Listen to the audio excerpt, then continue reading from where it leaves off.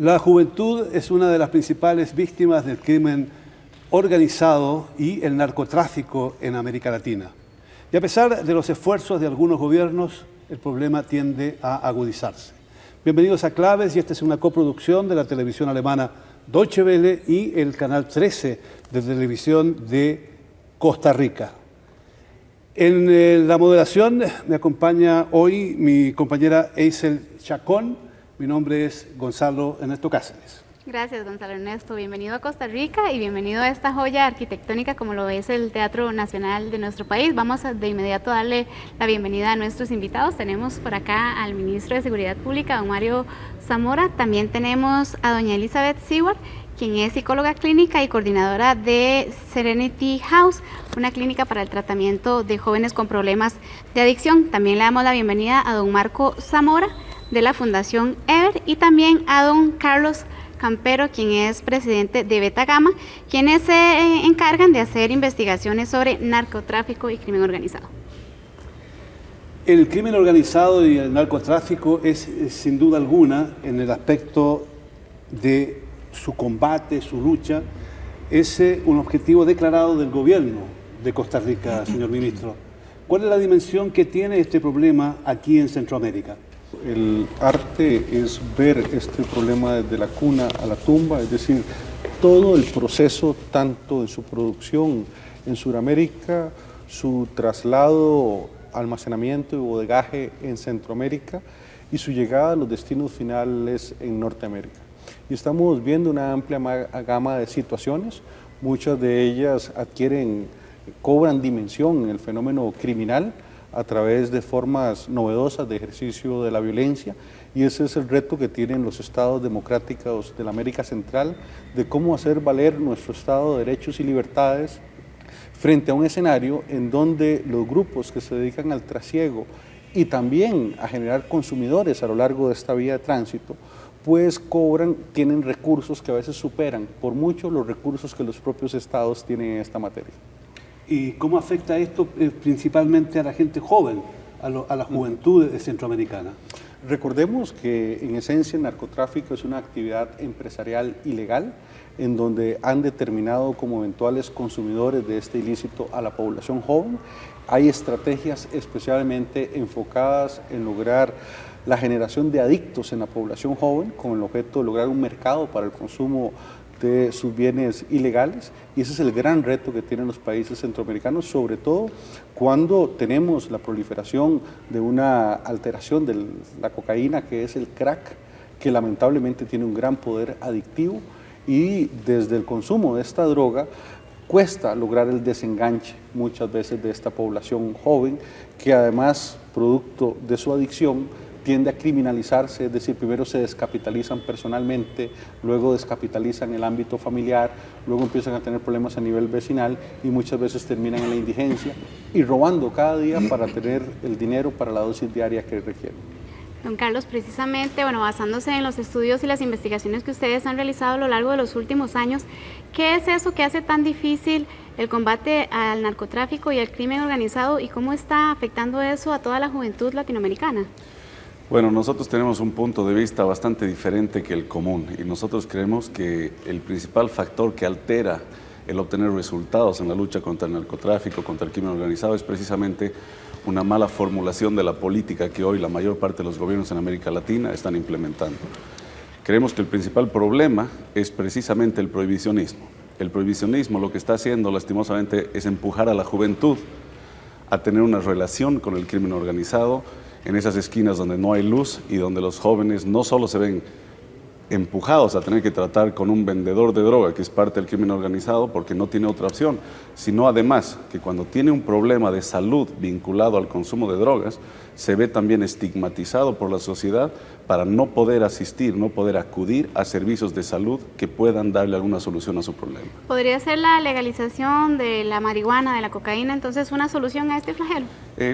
Hablar de legalización como un término genérico tiene algunos problemas, pero ciertamente para algún tipo de drogas, como drogas domesticadas socialmente, si podemos llamarla así, como la marihuana, probablemente es una interesante respuesta. Hay otro tipo de drogas como la cocaína, la heroína y lo que hoy inunda los mercados del norte, que son las drogas sintéticas, que deben tratarse una a una dependiendo su especificidad y su problemática. Uno de los problemas graves que tiene la juventud a raíz de la actividad del crimen organizado y el narcotráfico en toda la región es que golpea con mucha fuerza a jóvenes que, como usted decía, son estigmatizados, marginados y abandonados por la sociedad.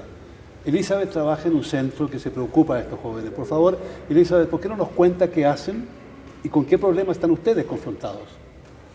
Bueno, la problemática de la adicción no es solamente de los jóvenes, pero es de la sociedad en general.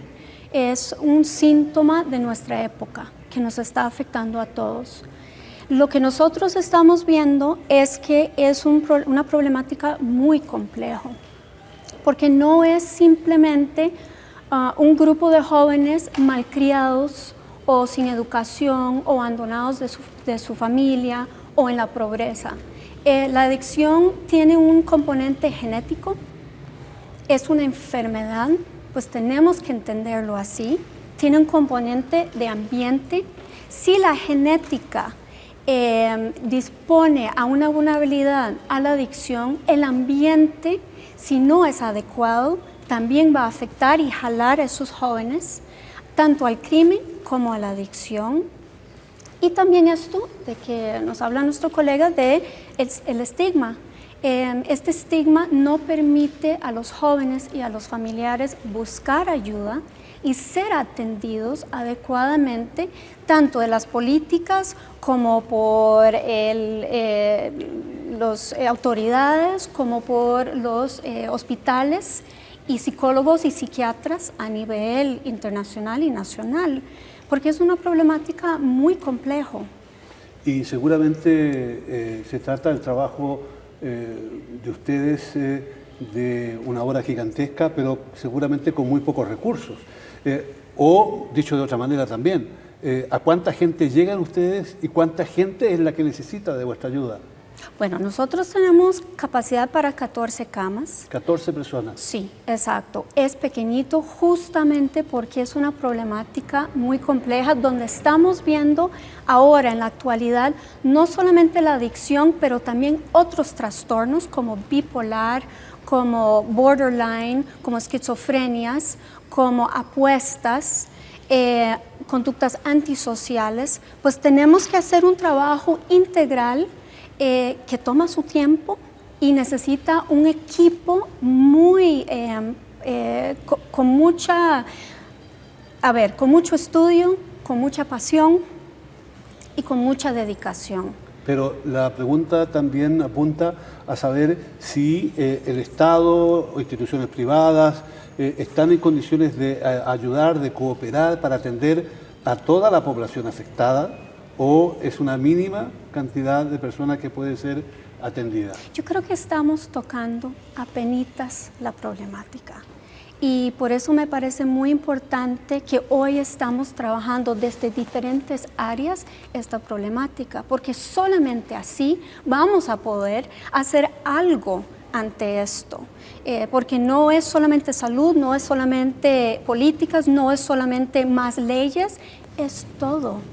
Y no tenemos suficientes recursos, no tenemos suficiente educación, en el sentido de educar al pueblo latinoamericano, que no es, de nuevo, culpa de la familia, culpa de no tener límites, es mucho más complejo. Tenemos que dejar de castigar y de señalar a las familias como los culpables de lo que pasa, o falta de leyes culpables de lo que pasa.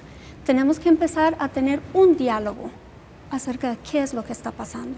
Unido al trabajo que realizan fundaciones como las que presenta doña Elizabeth, también está la que representa a don Marco, que ellos también tienen a jóvenes líderes que ayudan a otros jóvenes que también están en ese tipo de problemática. Don Marco, tal vez si nos comenta un poco acerca de ese trabajo que realizan ustedes. La FES en América Central funciona como una red de las 6 oficinas de los 6 hermanos países centroamericanos. Y uno de estos ejes de trabajo es la formación de nuevo liderazgo progresista con jóvenes agentes de cambio. Los jóvenes en organizaciones sociales, organizaciones sindicales y partidos políticos están deseosos de participar más y de involucrarse mejor en los procesos de sus organizaciones. En el trabajo de la FES en América Central desarrollamos este programa, del cual nos complace mucho contar con don Mario Zamora como egresado de nuestro programa Agentes de Cambio, que se ocupa fundamentalmente del desarrollo de estas capacidades de liderazgo. ¿Qué tanto influye la pobreza, la falta de educación, la inseguridad en los países latinoamericanos para dar pie a que este flagelo sea cada vez más grande? Estamos distrayendo recursos que en situaciones normales estarían dirigidos a la educación, a la salud, al desarrollo, al enfrentamiento costoso que supone el narcotráfico y por eso desviándolos del objetivo del desarrollo. No tenemos números puros. Sí debo decir que ha habido una política acentuada en la represión, en el combate efectivo al narcotráfico y ahora estamos tratando de revertirla y hacerla de manera integral, sobre todo por las lecciones que nos ha dado la propia fórmula que hemos empleado en los últimos 2 años, en que nos hemos convertido en el país que más incauta droga en América Central, que más detiene narcotraficantes, pero sobre todo que más los juzga a nivel penal. No hemos tenido en Costa Rica todavía que miembros de las fuerzas de seguridad sufran atentados o alguna especial relación con la narcoactividad. Y creo que el escenario ha sido un enfoque dirigido a la penalización, a puesta a disposición judicial de las personas sindicadas o relacionadas con la narcoactividad. Esta tesis, en vez de las tesis de enfrentamiento máximo o de uso del poder máximo de fuego bajo una filosofía de cero tolerancia a la delincuencia, ha resultado ser más efectiva, más eficiente, pero sobre todo ha bajado los niveles de violencia. Don Carlos, otra consulta, ¿por qué en Latinoamérica no se ha logrado disminuir estas cifras que se dan? Las experiencias de los países son únicas en todo sentido. Bolivia es un país que destina ingentes cantidades de recursos contra la lucha contra el narcotráfico y los niveles de violencia son muy pequeños. Nunca Bolivia ha tenido niveles de violencia. Paraguay es el otro ejemplo, muy importantes vinculados al narcotráfico. Por el contrario, tenemos otro tipo de países en América Latina donde el nivel de violencia asociado al narcotráfico y al crimen organizado son muy altos. De hecho, el común denominador que nos lo estaba presentando la experiencia de Costa Rica es mientras menos confrontación se están encontrando mejores resultados. Un caso paradigmático adicional que se podría mencionar es el caso de las policías pacificadoras en el Brasil, con un excelente trabajo en las favelas en Río de Janeiro. Se ha bajado muchísimo los índices de mortalidad, no solo de los criminales, sino también de los agentes de las fuerzas del orden, y por lo tanto hay que ir aprendiendo de estas lecciones. El enfrentamiento, lastimosamente para América Latina, que somos los países productores de las principales drogas de origen vegetal, nos ha dejado resultados muy nefastos, no solo en violencia, sino también en afectación a los derechos humanos. Y ese es un tema que tenemos que aprender y no lo debemos reproducir nuevamente con este nuevo tipo de enfoques como el que está llevando a cabo países como Costa Rica o como el Brasil. ¿Podríamos decir que Centroamérica es una región más vulnerable por ubicarse como tipo puente entre todo lo que es América Latina? Así es un tema clave. Centroamérica para el mercado de los Estados Unidos es el centro de distribución, el centro comercial. Los estudios así lo muestran y lo interesante es que la relación con el mercado del norte, con los Estados Unidos, se mantiene. Esta relación ha empezado a cambiar en el sur del continente. Más bien los países que antes se enfocaban al mercado del norte, a excepción de Colombia, han empezado a tener un cambio de mirada hacia Europa y el África como los nuevos mercados y por lo tanto el mismo problema que están teniendo los países de Centroamérica lo están teniendo hoy esos países puente como son Chile, como son el Brasil, que son los principales puentes de la droga que se produce en América Latina para mercados europeos, para mercados del Asia especialmente. Entonces, hay un problema ahí. Como parte de los resultados de nuestros estudios, otra cosa que hemos empezado a ver es que estas diferencias que antes habían entre países productores, países tránsito y países consumidores se han empezado a diluir. Hoy, Bolivia, que es un productor de cocaína, es al mismo tiempo un país de tránsito de la marihuana que se produce en el Paraguay para Chile. Y en el caso de Centroamérica está sucediendo lo mismo. Países que eran específicamente puente de la droga que venía de América Latina para los Estados Unidos, hoy se han convertido también en importantes centros de consumo. Hace alrededor de un mes y medio se ha encontrado la primera plantación de hoja de coca en Panamá. Y eso nos tiene que empezar a dar cuenta de que el negocio está cambiando mucho más rápido de lo que estamos entendiendo o estamos teniendo la capacidad hoy de poder analizar. Por lo tanto, es importante darnos cuenta que si bien Centroamérica, como muchos países de la región andina, eran en un momento claramente países puentes para el narcotráfico, hoy están incrementando las problemáticas vinculadas no solo a la producción, sino también al consumo. Es decir, que esta mirada que planteaba el gobierno de Costa Rica, desde que hay que mirar el tema de las drogas como una cadena productiva, que hay que mirarlos de comienzo a fin, es algo que todos los gobiernos lo tienen hoy como responsabilidad. Pero la cosa también es saber hasta qué punto la forma como se ha venido trabajando por parte del Estado, por parte de los gobiernos, está otorgando resultados positivos. Y sobre todo, como decía el señor ministro, ¿por qué se avanza tan poco? ¿Y por qué escuchamos cada vez más que el crimen organizado, que el narcotráfico aumenta su poder e incluso infiltra las instituciones del Estado? Sí. Creo que los países de América organizados bajo la OEA han tenido un paso importante, que fue reconocer con humildad que ya habíamos tenido muchas reuniones de carácter gubernativo, en donde las instituciones públicas y los jerarcas habíamos logrado un ciclo casi cerrado de abordaje de esta temática, y por eso, bajo dirección de la Secretaría Multidimensional de la OEA, se hizo un trabajo por más de un año, con mucha seriedad, en donde más bien se convocó a un grupo de expertos independientes para que elaboraran en nombre de la OEA un informe sobre los insumos de política pública que debía asumir cada país. Y aquí recordemos que no hay un recetario general que sea aplicable en cada país, pero sí una serie de elementos que eran necesarios incorporar. Y en el seno de la última reunión de la CICAT justamente se presentó este informe, que fue además presentado también en la última reunión en Guatemala, en donde uno de los principales hallazgos es la ausencia del consumidor como destinatario de la política pública en materia antidrogas. Es decir, pareciera que cuando hablamos de política pública en materia de narcoactividad nos referimos exclusivamente al enfoque policivo de esta actividad. Cuando hoy es más importante restaurar y regresar a la sociedad a una persona con problemas de adicción que todo el costo económico y de recursos que implica su encarcelamiento, para empezar un ciclo vicioso que no se termina, de que la persona va a la cárcel ligado a actividades delictivas desde las cuales costeó su consumo, regresa de la cárcel a la sociedad y vuelve a repetir el patrón porque no tiene un elemento que le permita romper ese ciclo. Creo que en la medida en que incorporemos el rostro de los consumidores en este escenario de políticas públicas, que además una política pública tiene que ver con la asignación de recursos, y cuando alguien está invisibilizado en el seno de una política pública, quiere decir que no participa cuando el Estado divide y asigna los recursos. Entonces, el abordaje integral que nos están acá proponiendo los expertos, me parece que es todavía la labor incompleta de las actuales políticas en esta materia y deberían decantar el norte hacia dónde dirigirnos.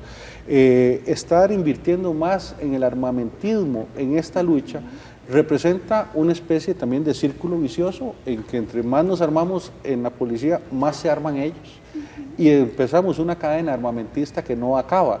En la medida en que uno le garantice a una persona detenida que terminará ante un juez y no de forma extrajudicial en ninguna otra parte, está dándole una legalidad a esa lucha que evita el enfrentamiento armado y pasa a ser un tema, como debe ser un Estado de Derecho, estrictamente legal. Entonces, creo que aquí lo importante es reconocer desde lo público humildad en relación a este tema, porque pareciera que las ONGs han avanzado más en el conocimiento del fenómeno que desde las instancias públicas a veces lo hemos hecho. Se habla de escuchar a los jóvenes, y esto porque el problema tiene una dimensión que los afecta a ellos, pero también a otros sectores de la sociedad. ¿Por qué hay que escuchar a los jóvenes? ¿Cómo se pueden encontrar caminos para escucharlos mejor? Las personas jóvenes tienen otras perspectivas, tienen otras ideas y en este momento experimentan y ven la situación de otros jóvenes, de cómo se encuentran con la situación de la droga en condiciones irregulares, en condiciones peligrosas, Y aquí hay algo importante de reflexionar: si las políticas represivas y de persecución contra el consumo están funcionando y dando sus efectos. Vale la pena reflexionar acerca de la calidad de la droga que se consume y de las condiciones en que las personas en general, no solamente los jóvenes, están entrando en contacto con estos fenómenos. Hay que ampliar la mirada en relación con el tema de drogas en América Latina, puesto, como decía Elizabeth, es un conjunto de otros aspectos que hay que tener en cuenta. Por ejemplo, en el caso de la mayoría de los países, Argentina tengo entendido que es un ejemplo muy claro, el consumo de cocaína se ha transformado en un problema bastante gravísimo para todas las capas de la sociedad. Así es.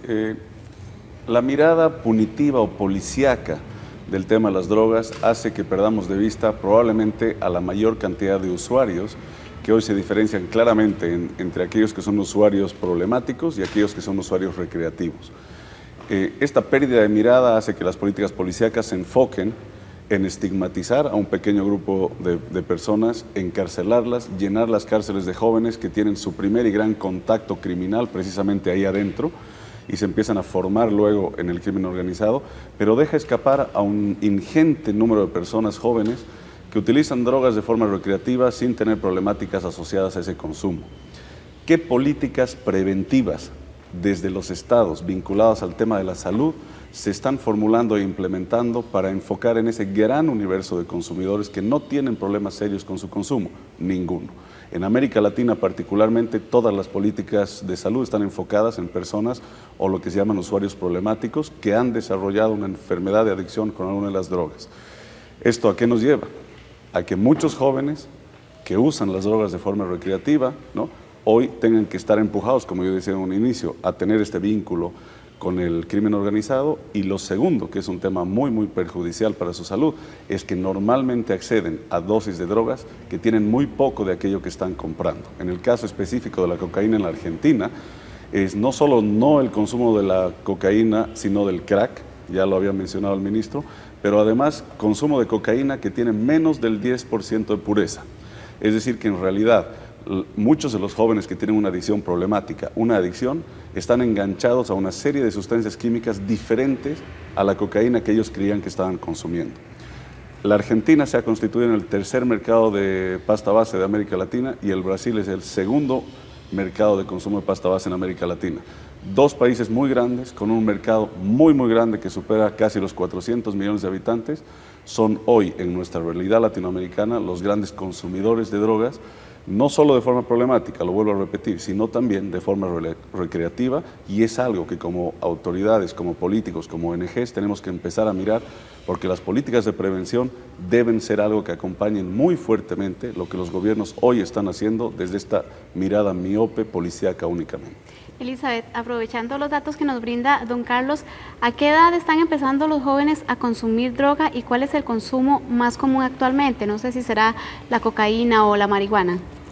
Bueno, nosotros estamos viendo niños y niñas de 7, 8, 9 años empezando a tomar, por ejemplo, sustancias que encuentran en su casa, como jarabes para la tos, o tomando su primer trago a los 11, 12 años en fiestas de grupos. Muchas veces los papás son los que compran, ¿no?, las bebidas porque creen que si lo hacen en su casa, esto no va a crear un problema. Y me parece muy interesante, muy importante lo que usted está diciendo, porque si es un consumo por, digamos, placer, igualmente tiene efectos en el desarrollo cognitivo, conductual, físico del joven. Estamos viendo que se exponen a relaciones sexuales sin protección. Estamos viendo que se montan a un moto, una bicicleta, un carro y manejan. Pues están ya en una edad donde hay cierta tendencia de riesgo porque creen que van a vivir para siempre, pero con alcohol, que es una gran problemática. Hablamos de cocaína, hablamos de crack, pero alcohol es una de las primeras sustancias que muchos de estos jóvenes tocan, y eso puede abrir o una adicción dependiendo de su ambiente o su genética, o también a un uso de placer mezclado con otras drogas como éxtasis, como todas estas drogas sintéticas que estamos viendo. Pues aunque no tenemos, a ver, sí, hay gente que termina con una adicción, luchando el resto de su vida con eso, porque es una enfermedad de vida. Por eso no podemos atacarlo simplemente un periodo corto.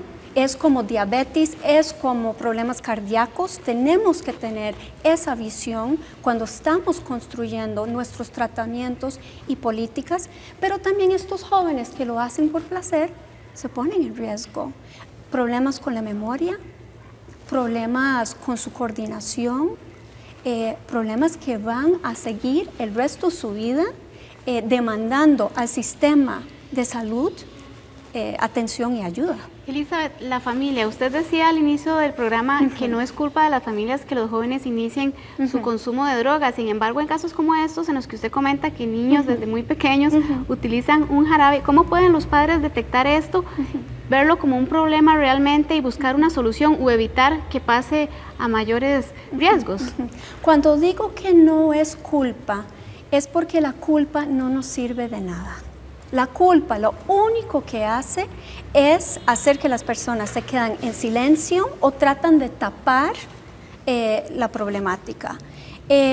Yo creo que necesitamos primero decir a nuestros padres de familia que no son culpables, hacen lo mejor que pueden, muchas veces con pocos recursos ellos. Y a partir de ahí, abrir un diálogo. Y hay muchos mitos que existen a nivel internacional en la cultura acerca de esto. Por ejemplo, si toman conmigo no van a tener un problema, ¿no? O la marihuana no es adictivo. O solamente lo hacen de fiesta. O solamente los chicos que tienen graves problemas. O solamente los jóvenes que no son educados o viven en pobreza. La adicción toca todos los tamaños, colores, familias, socioeconómicos, ¿no?, en el mundo. Eso nos lleva a preguntar también qué sentido tiene, por un lado, la mantención de la ilegalidad del consumo de drogas y, por otro lado, hasta qué punto la liberalización, por ejemplo, que han hecho ya algunos países para el consumo de marihuana, es una política adecuada. La experiencia uruguaya, si bien es pionera en América Latina, data o se recoge o se basa o se construye sobre una serie de experiencias que se hicieron en Europa, se hacen hoy en Estados Unidos, se hacen en Oceanía, que nos han mostrado como un principal factor de que regular cierto tipo de drogas, y ahorita estamos hablando de la marihuana, no tiene efectos de incremento de consumo en los países donde se ha dado la experiencia de regularla y ponerla a disposición legal de los consumidores. Por ejemplo, el caso de Holanda, que es el caso que la mayor parte de la gente conoce, en Ámsterdam,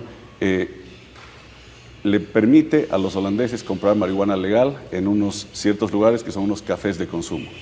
Los incrementos de consumo que tuvieron es por la migración de otros países que no acompañan esta política y que los jóvenes viajan a Holanda para consumir de forma legal la marihuana ahí. ¿Qué es lo que ha hecho Holanda? Recientemente acaba de pasar una nueva ley para restringir el consumo de extranjeros de la marihuana en Holanda. Por lo tanto, vuelven al origen de la política para que sean los jóvenes o las personas, usuarios recreativos que deciden fumar marihuana, quien puedan hacerlo.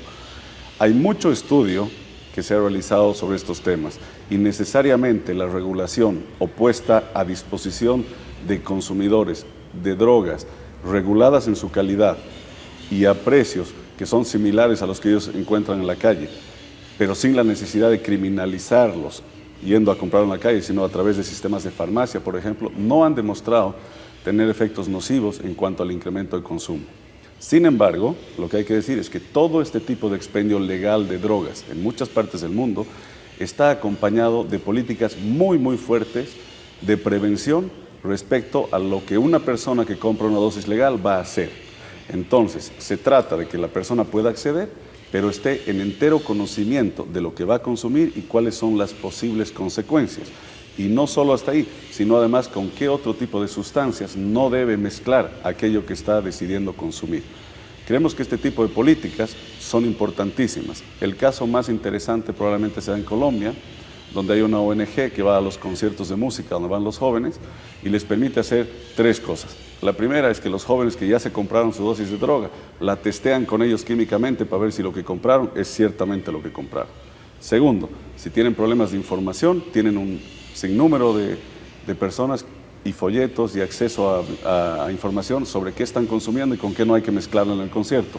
Y si alguno de los amigos del grupo tiene un problema y se pasó en el consumo o mezcló, tienen una sala donde le pueden hacer una atención médica inmediata. Este tipo de cosas son la clase de política pública que hay que hacer con los jóvenes. Los jóvenes conversan entre ellos, tienen una forma de vida y por lo tanto las políticas deben ser exactamente permeables a la lógica con la que los jóvenes hoy se manejan. Si un joven decide acceder a las drogas, por lo menos el Estado es responsable de que lo haga totalmente informado de cuáles son las consecuencias de hacerlo. Sin embargo, el problema es que a pesar de esas acciones que son importantes, que son significativas, el problema en toda su magnitud es mucho mayor. Tenemos un consumo que aumenta en todas las capas de la sociedad, tenemos infiltración de las policías en algunos países, tenemos violencia extrema en otras naciones, para que vamos a citar el caso de México, tenemos situaciones de violencia extrema también aquí en Centroamérica, y tenemos también que los gobiernos no logran ponerse de acuerdo. Recién se realizó una reunión de la OEA que se esperaba con mucho interés porque se suponía que allí se iban a tomar algunas medidas concretas para enfrentar el problema y al final no se hizo nada. ¿Por qué los gobiernos no actúan de una manera diferente? ¿Por qué no tienen una política común? Bueno, la reunión en la OEA no pretendió en ninguna medida imponer una especie de recetario a los países latinoamericanos. Por el contrario, más bien se cedió a un grupo de expertos la generación de una serie de insumos que sirven para formulación de política pública en los distintos países. Un primer elemento a considerar en esa línea es justamente la incorporación de los consumidores en el escenario de la política pública. Recordemos que una política pública en esencia tiene que ver con el uso y asignación de recursos, por lo tanto, en la medida en que se asignen recursos para que las personas consumidoras tengan un espacio de atención desde la salud pública y no desde la represión, hay elementos justamente de atenuación de los daños que produce la droga. Otro elemento importante es señalar el impacto de los dividendos económicos de las drogas en las democracias de América Latina. Hoy la generación de recursos en favor del narcotráfico que retornan como ganancias de capital a los distintos países y son empleados por este grupo, les da un gran poder sociopolítico. Pasan a ser actores de la realidad en donde ya no solo se encargan de dirigir monopólicamente actividades de orden criminal, sino empiezan a irrumpir en el escenario público y a falsear el orden democrático en función de sus intereses. Es una amenaza para las democracias y el orden democrático de América Latina el poder de estos grupos y la forma en cómo infiltran también los partidos políticos y a través de ellos las agendas de política pública para generar dividendos en su favor. Entonces estamos viendo un flagelo que afecta los distintos escenarios y espacios sociales y es el gran reto hoy de la democracia en América Latina. Además de las políticas públicas que usted menciona, don Mario, existe trabajos como los que hace la fundación que representa don Marco Vinicio también, que son cooperación internacional. Don Marco, bueno, ¿en qué beneficia esto a los países de Latinoamérica y en qué está enfocado básicamente el trabajo que ustedes realizan para prevenir y combatir este flagelo de la droga? La FES en América Latina cuenta con un programa de cooperación en seguridad regional. Este programa hace análisis acerca de la problemática de la criminalidad organizada transnacional y con sede en Bogotá está en una labor de asesoría y acompañamiento para que nuestras contrapartes puedan recibir insumos, análisis para actualizarse mejor delante de la problemática.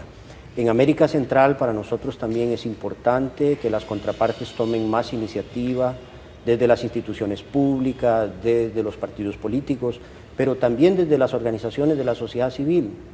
Escuchando a don Mario me surgía algo que está en el debate, donde nosotros queremos que las personas jóvenes participen más, y es que no hace mucho sentido entrar en la disyuntiva entre prohibición y liberalización. ¿Cuánto hemos aprendido en la regulación del alcohol y del tabaco y qué resultados estamos obteniendo delante de esa problemática social y pública? En el caso de la marihuana, realmente hay que entrar en esa reflexión y en esa discusión acerca de cuánto podemos aprender de la regulación y aplicarla en el caso de la marihuana. Yo quisiera interrumpirlos brevemente para decir que aquí también hay un mito. El mito es el de la lucha contra las drogas, la guerra contra el narcotráfico. Es un error circunscribirlo en un término de guerra, porque una guerra tiene un inicio y un final, un victorioso y un derrotado. En materia de drogas es lo mismo que sucede en materia del homicidio. La sociedad lo ha tenido a lo largo de la historia, no podemos hablar de la lucha o la guerra contra los homicidios, porque se vienen produciendo. Lo que tenemos que tener son acciones claras de contención del fenómeno, disminuyendo la política de acceso a las armas, control y educación en las personas, eliminar los factores criminógenos que generan ese fenómeno. Pero el escenario de circunscribir la lucha contra las drogas dentro de un escenario de guerra, en un espacio temporal, nos lleva realmente a un derrotismo en el cual la sociedad dice, pero hemos dedicado ingentes recursos y no pasa nada. Bueno, pero es que hay que estar siguiendo en esa lucha, sobre riesgo de que los grupos de narcotráfico socaven a las instituciones y a la realidad de muchas sociedades, porque no es tan sencillo permitir un acceso y pensar que los grupos del narcotráfico se van a quedar estáticos mientras se da acceso a una población a un consumo legal de una droga que ellos mismos se encargan de fomentar. Aquí veremos una acción desencadenante para lograr que más consumidores lleguen, y es que recordemos que en materia de drogas, el gran tema es que se afecta la voluntad de las personas. Muchas de las personas que se describen como consumidores ocasionales de droga, en realidad no lo son, son adictos, solo que a veces no quieren reconocer su problema. Estamos en materia del tabaco en una lucha y estamos logrando todos los países victorias importantes en lo que es la reducción del consumo del tabaco. Creo que tenemos que seguir la misma línea en el consumo de todo tipo de drogas, porque ahí está mucho de la solución a esta temática. Mario, precisamente, ¿cuáles serían estos retos que podría enfrentar América Latina para ir disminuyendo poco a poco esta problemática? Bueno, lo primero es el control de los lucros que genera esta actividad. Recordemos que toda organización criminal está enfocada en función de lograr un beneficio económico. En la medida en que logramos atacar la legitimación de capitales en conjunto con la lucha contra el narcotráfico, estaremos haciendo mucho por desbaratar la estructura económica en que se basan muchas de sus actividades criminales. Por otra parte, incorporar una política pública integral en donde los elementos policivos presentes hasta el día de hoy en esa política sean acompañados con temas de atención desde la salud pública hacia los consumidores. Es un tema que tenemos que dispensar recursos desde la salud pública, estamos obligados a hacerlo. Es tan válido aumentar los presupuestos de los ministerios de seguridad como los de los ministerios de salud en la contención del fenómeno. No es posible que tengamos ONGs que no tienen recursos públicos para hacer el tema de su trabajo porque no los existen, porque no han sido contemplados previamente. Esta política integral es la que nos permite atacar desde diferentes enfoques la problemática de la fenomenología del narcotráfico que hoy estamos viviendo, que es compleja y multidimensional. Creo que sería interesante tocar también el papel negativo que juegan los países que tienen los mercados, los principales mercados de consumo de droga. El caso de Estados Unidos y el caso de Europa. ¿Qué papel juegan ellos realmente en este problema? ¿Y qué deberían hacer para asumir un rol diferente al que actualmente tienen? Bueno, parte del rol negativo que tuvieron en el pasado es visualizar a países de América Latina como los países productores y, entre comillas, los culpables del problema de las drogas. Yo creo que hoy uno de los grandes efectos que está teniendo medidas políticas en nuestra región, como lo acaba de mencionar el ministro, esta pasada reunión de la OEA, si bien parece que probablemente no puede haber logrado algún resultado, yo creo que lo central de esa reunión fue que nos ha dado la posibilidad regional de empezar a discutir un tema que toda la vida lo mirábamos con la cabeza agachada, sin la soberanía necesaria para formular e implementar políticas públicas desde nuestras propias realidades. Yo creo que el principal efecto negativo que han tenido los países como Estados Unidos o Europa es que toda la vida nos han entregado el dinero de cooperación y nos han dicho cómo actuar con algo que ellos están tan lejos y no conocen.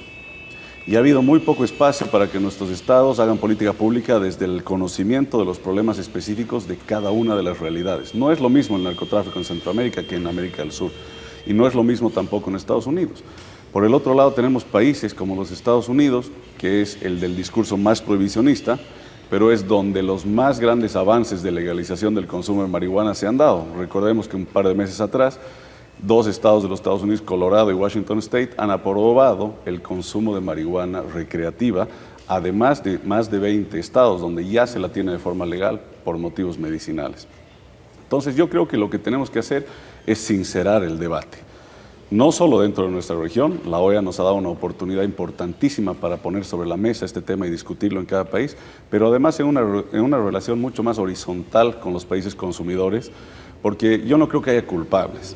Esto es un negocio que beneficia a todos, como le decía el ministro, y es un tema que se debe discutir. El problema es que en América Latina se está empezando la discusión, pero lo que estamos teniendo como contraparte en los Estados Unidos y Europa es mucha rigidez todavía, mucho conservadurismo para querer hablar de un tema que por lo menos a la región latinoamericana le urge empezar a debatir y empezar a generar soluciones.